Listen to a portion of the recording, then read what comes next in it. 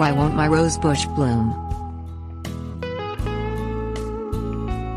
A rose bush might fail to bloom for a variety of reasons. Rose bushes that don't receive enough sunlight, are nutrient deficient, or are growing in soil with an excess of nitrogen often do not produce blooms as a result of these problems. Sunlight. Roses will fail to produce blooms if they are not receiving an adequate amount of sunlight.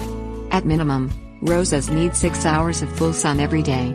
If your rose bush is in a spot that is too shady to provide this amount of sun, move it to a brighter location. Nutrition.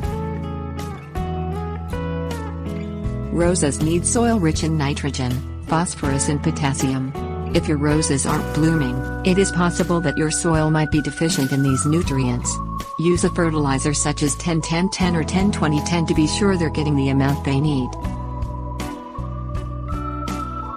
Nitrogen. Nitrogen is an important nutrient necessary for a rose bush to thrive, but too much of it will cause problems.